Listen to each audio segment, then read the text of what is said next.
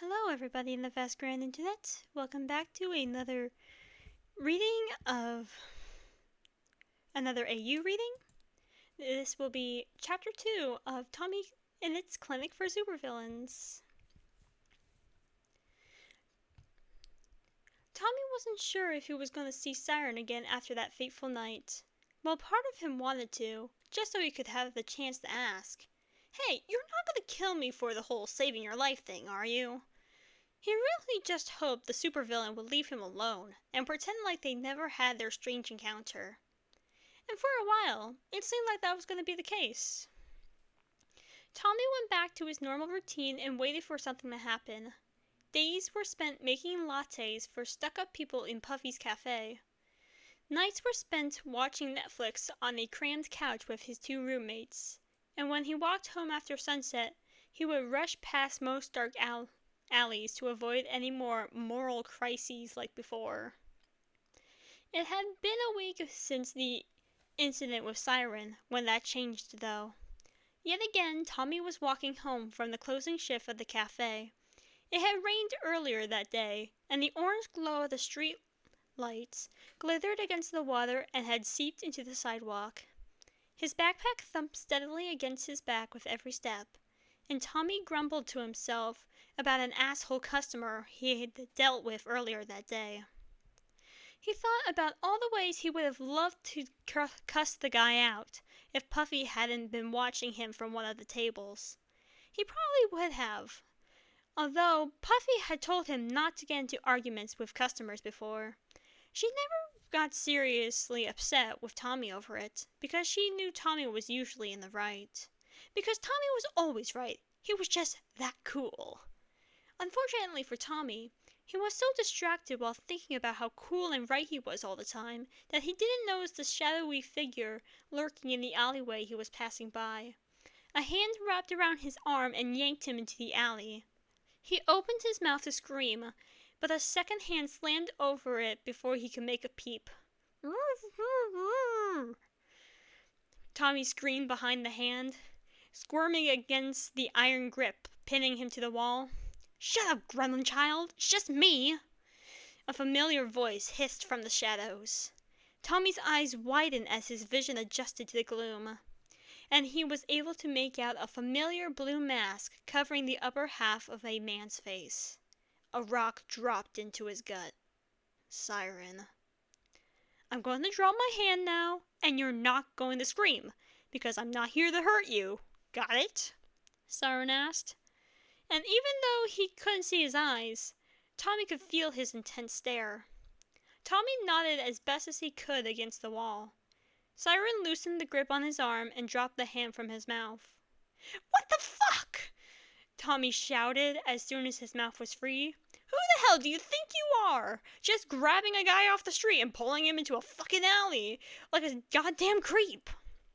The hand slammed over his mouth again. "I said no screaming!" Siren repeated. Huffing, Tommy stopped squirming against the hand. He raised an eyebrow at Siren, and after a few beats of silence, Siren dropped the hand once more. "I wasn't screaming, dickhead. I was yelling at you for scaring the shit out of me." Tommy snapped in a much lower voice this time. "Sorry, I didn't mean to scare you," Siren said, actually sounding kind of embarrassed. That was weird. Getting an apology from a supervillain just felt wrong. But hey, Tommy would take it. "Then why did you decide to just grab me and shove me in an alleyway like a goddamn kidnapper?" Tommy hissed. "I didn't know how else to get you in a private place to talk. In case you haven't realized, I can't exactly just come up to you on the street," Siren explained, gesturing wildly with his hands. "So what, were you just waiting in the dark on the off chance I'd walk by this place?" Tommy asked, glancing around the alley and realizing it was the same one he found Siren in a week before. Siren at least had the self-awareness to look embarrassed. Yeah, pretty much. "And you want me to think you're not a creep?" Tommy questioned, raising his eyebrow again. "Because that's pretty fucking weird, champ." "How else was I supposed to find you? I don't know your name, or where you live, or anything like that, Siren explained. Siren was looking for him? Tommy's heart rate began to pick up as his earlier worries came back full force. Why were you looking for me? Tommy asked, trying to sound more confident than he felt. You're not going to kill me or anything, right? Siren stared at him for a moment, and Tommy's heart pounded in his ears. What the fuck? No, why would I kill you? Siren sounded offended at the question. Because, I don't know, I saw you injured? I don't know, man. Why else would a supervillain be looking for me? Sighing, Siren shook his head. No, I'm not here to kill you. Quite the opposite, really. I was so out of it when I woke up after you healed me that it wasn't until I got home that I realized I never thanked you for saving my life, so, I wanted to say a proper thanks. Tommy blinked several times. You wanted to thank me? Yeah, I was kind of a dick when I woke up. I'm sorry for that.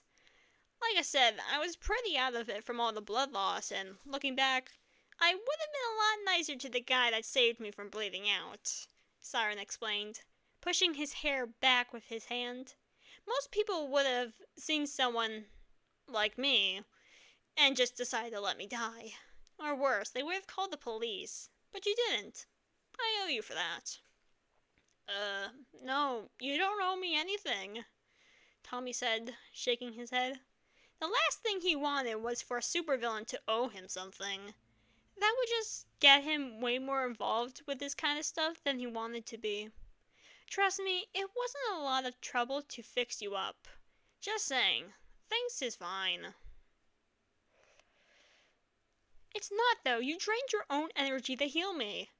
And didn't even report the sighting to the news afterwards. I owe you for that. You don't have to call it in, but if you ever need a favor, you can just let me know. Siren said, his tone leaving no room for argument.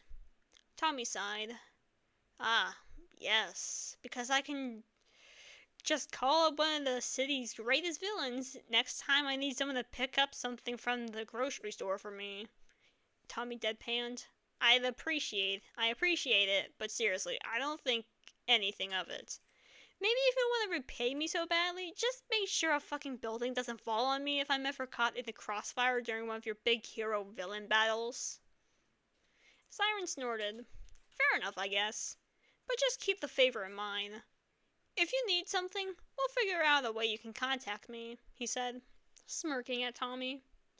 Tommy rolled his eyes again, ready to tell Siren he was fine and that he really had to get going now, when he was cut off by a loud gurgling noise. His face flushed red as Siren glanced down to Tommy's stomach, which was growling in an unreasonably loud manner. Are you hungry? Siren asked, quirking the corners of his lips like he wanted to laugh. No, I'm not, Tommy snapped, wincing when his stomach growled again, as if to directly contradict him. Yes, you clearly are, Siren laughed. You want some dinner? I think there's a McDonald's near here we can walk to.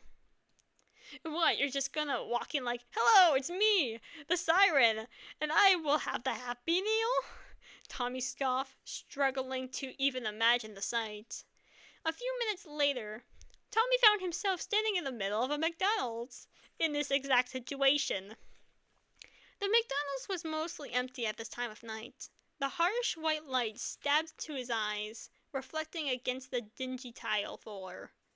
There were 3 customers in the fast food place itself. A man in the far back table hunched over a pile of fries, like they were going to be stolen at any moment.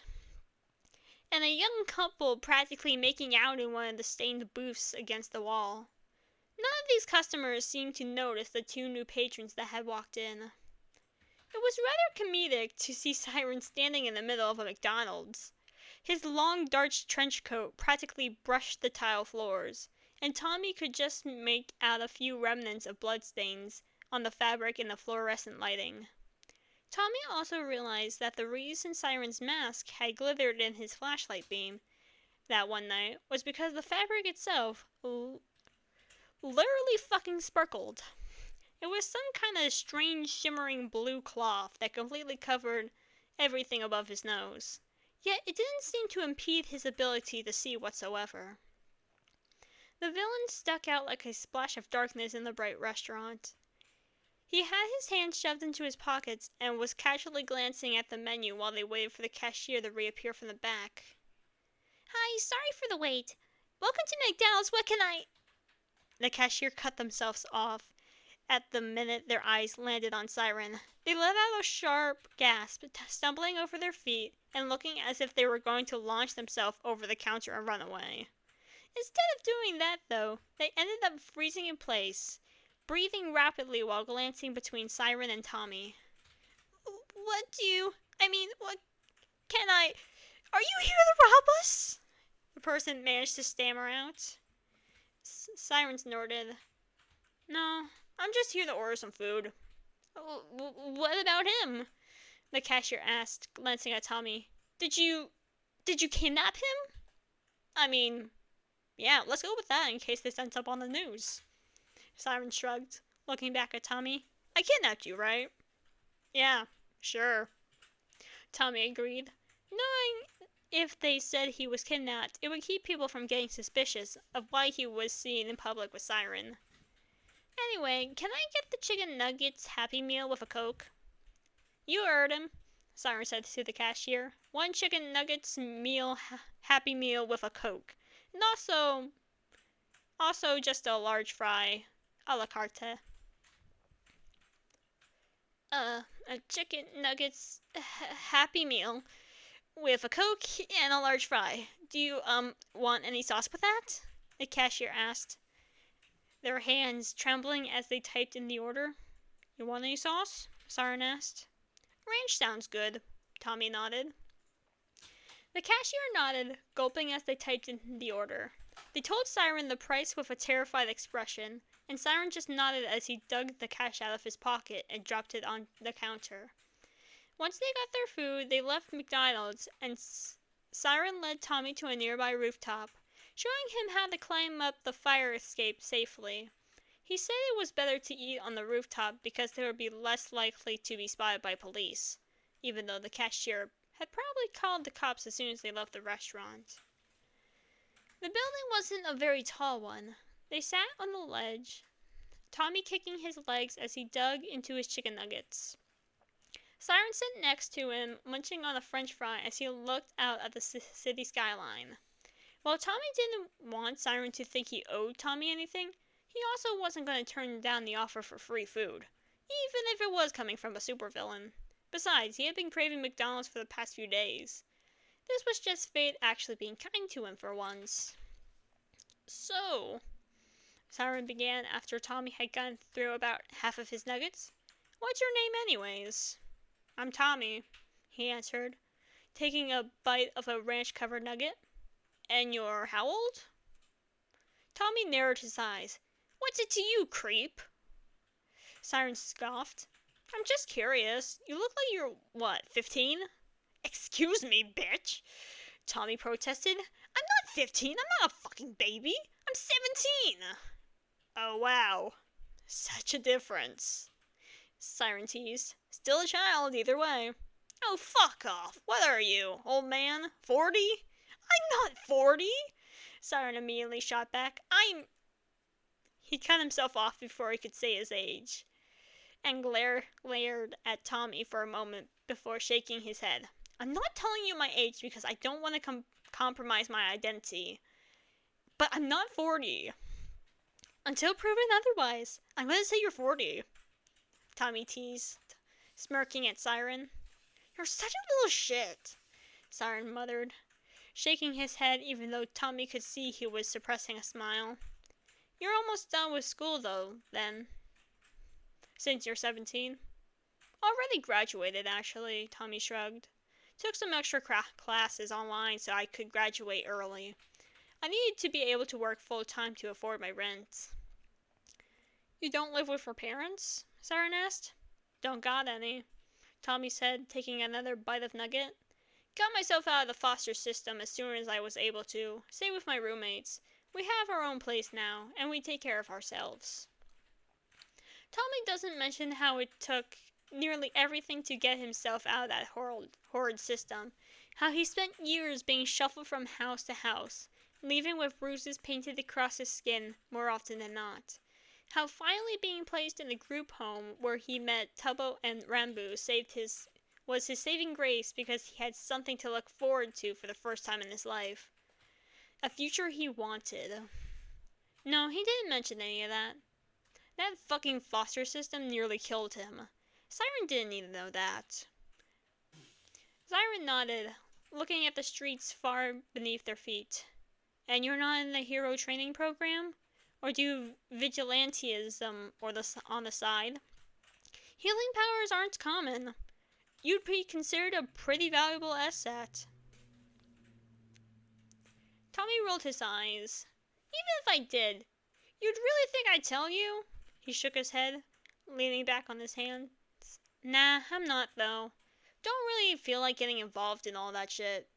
I got enough on my plate just trying to pay my rent. I don't need to get involved with your whole world on top of it. But you still saved my life, Siren pointed out, tugging at the edges of his mask absently. That's just because it was the right thing to do, Tommy grumbled. Speaking of, how is your healing coming along? If you need, I can do another session. It'll probably fix it completely. I think it's okay. I had some healing potions, so I'm pretty much completely healed up, Siren explained, lifting the edge of his shirt to show a healthy pink scar on his abdomen. That's good. It didn't exactly feel like getting a headache trying to fix you up even more, Tommy snorted. Wow, you have wonderful bedside manner, Siren drawled sarcastically, flicking a french fry at Tommy's forehead. Oi, you're lucky I offered at all, Tommy argued. In the back of his mind, Tommy knew how strange this entire situation was. Here he was sharing McDonald's with one of the most terrifying villains this city knew, joking around and teasing with him. On the news, Siren always seemed so cruel. He would whisper his commands with a blank face, ordering police officers to walk off the edges of rooftops without the slightest bit of hesitation. If Blade or Zephyrus were injured, which was a very rare occurrence in itself, Siren's face would contort with rage, and he would bark out his orders with the unbending force. But now Siren was just laughing and eating french fries while bickering with some random teenager. It was like the villain on TV and the villain in front of him were two entirely different people. Well, Tommy knew he should be afraid of Siren still. It was hard to treat him as a serious threat when he was flicking french fries at his head. He debated voicing this to the supervillain, but decided not to. For all he knew, this could offend him, and even if Tommy wasn't afraid of Siren right now, it was better not to push his luck. Suddenly, there was a beeping sound coming from Siren's wrist, and he paused to look down at whatever alert he had just gotten. Pursing his lips, he sighed. This has been nice, but I think it's time for me to go, Siren declared, swallowing the last french fry he had as he pushed to his feet. I got some stuff I need to take care of. You know how it is. Tommy snorted. Ah, evil villain stuff. Good luck with that. Siren smirked at him. Thanks. Can you get home from here by yourself? Of course I can. I'm not a child, Tommy argued, frowning at the man. All right. Just making sure I'm not stranding a child on a roof, Siren teased, holding his hands up in a mock surrender. Oh, fuck you, bitch. I'm not a child. I'll see you later, Tommy, Siren said, cutting him off as he walked to the door that led inside the building from the top of the roof. Although the door was supposed to be locked, Siren swung it open easily and waved at Tommy from the doorway, before letting it slam shut behind him. Now left on a windy roof in the dead of night, Tommy stared at the McDonald's in his lap. This had to be one of the weirdest nights of his life, and all he had to show for it was a half-eaten Happy Meal. But hey, at least he got free food out of it. Once again, Tommy didn't tell Tubbo and Rambo about his encounter with Siren when he got home. Instead, he made up some excuse about Puffy ordering to take him out for dinner, pointedly not mentioning how that he got McDonald's when he noticed Siren's little McDonald's trip had made it onto the news. Thankfully, there were no pictures of Tommy from the McDonald's. Instead, they just had grainy security footage showing Siren and a blonde boy whose face was obscured leaving the fast food joint, and a physical description of him provided by the cashier. It was reported as an attempted robbery, which was ridiculous, since Siren had paid for their food, but he figured they couldn't make a news story out of Siren just going to get some french fries. Why would Siren want to rob a McDonald's of all places? Tubbo asked while they were all sitting on the couch, watching the news story flash on the TV. I'm not sure. With someone as powerful as him, you'd think he could take on, like, a bank or something, Rambo replied as he leafed through the pages of his journal. Not to mention, they only said it was a robbery attempt, not that it succeeded. How would Siren fail to rob a McDonald's? All he needs to do is tell them to give him all the money in the register. Maybe he wasn't robbing it at all, Tommy muttered. Both Tubbo and Rambo's head snapped to him. Huh? I mean, sure the news says he was robbing it, but the security footage doesn't seem like he is. Maybe he just wanted food. Tommy shrugged, trying to keep his expression neutral as he messed with a fidget cube Rambo had bought him a while back. Well, I guess that would explain why he had a kid with him, Rambo said, tapping his chin. If it was getting the kid food, then he might not have been robbing the place at all, like you said, Tommy. I feel like they kind of just brushed over the fact that he kidnapped someone, Tubbo chimed in, frowning at the TV. Like, is he okay?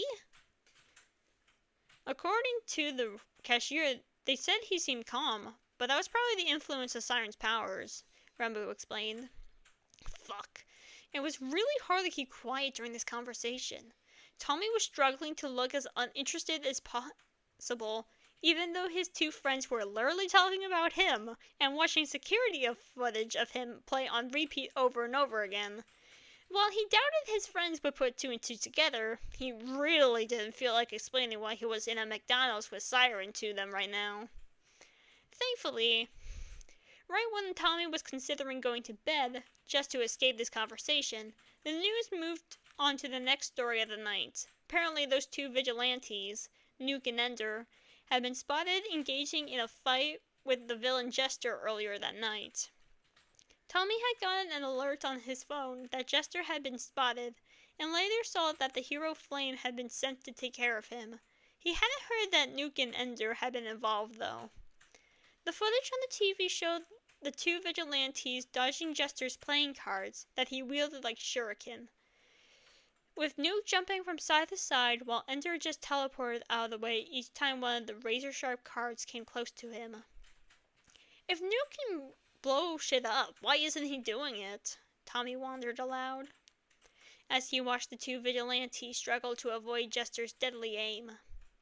Maybe he's waiting for a good opportunity, Tubbo replied, reaching for the bowl of popcorn that sat on their coffee table and dropping a few pieces in his mouth.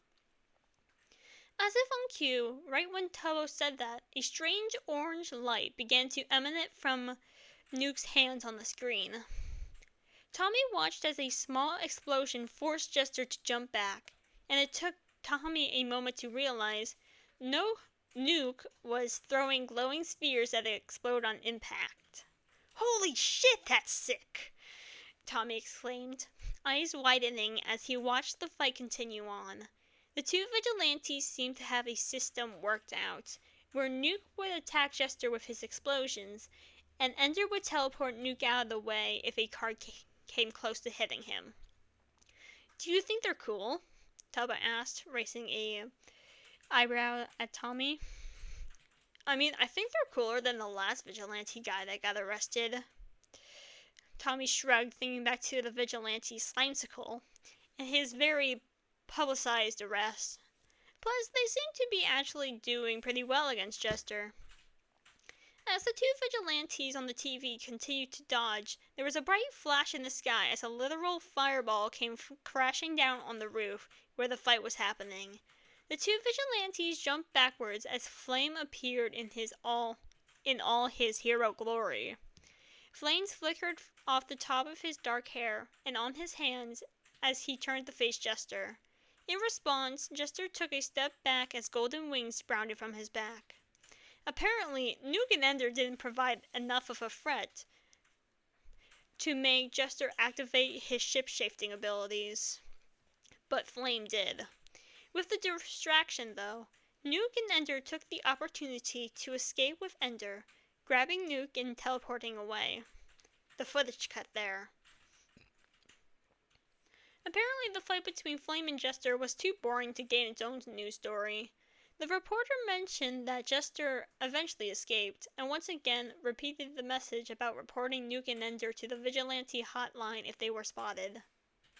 I gotta admit, I wonder what their goal is, Tommy muttered, twisting the little spinning disc on top of his Vigicube.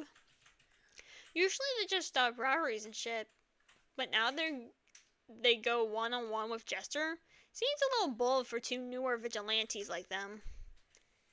I mean, maybe they just saw Jester was in the area and didn't want to risk him hurting someone, Rambo pointed out, staring at his journal.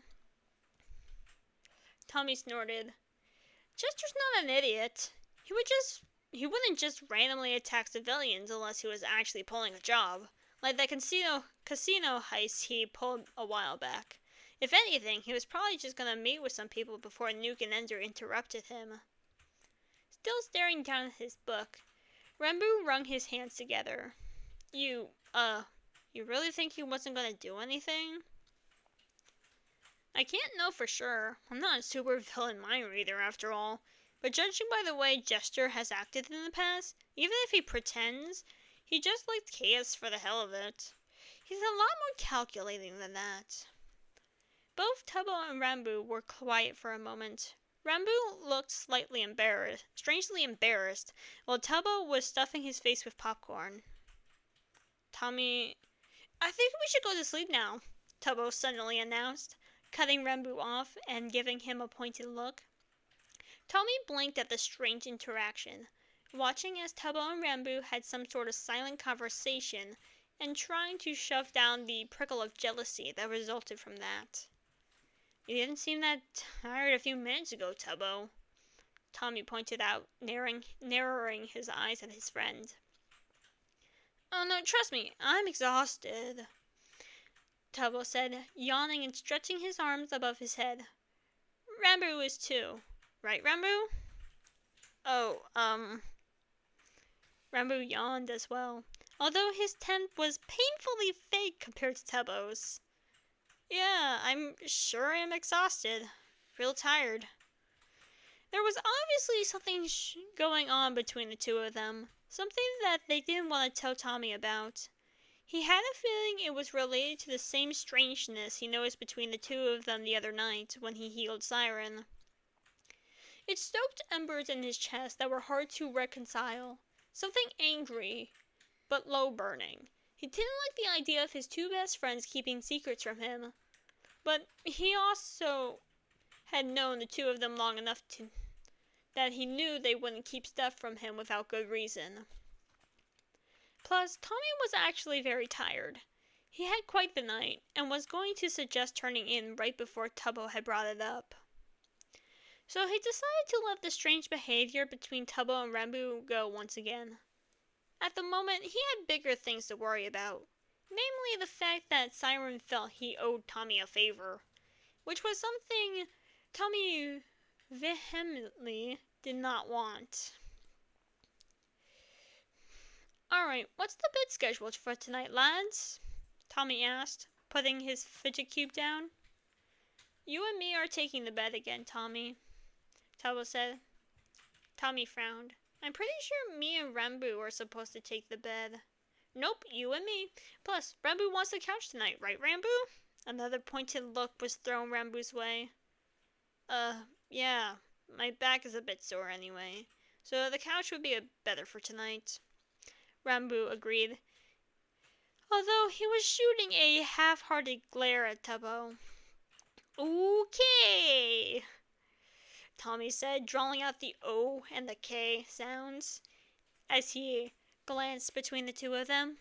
Pushing to his feet, Tommy headed out of the living room and into the bedroom, trying to ignore the way Tubbo immediately darted down to whisper something in Rambo's ear the second Tommy was out of earshot.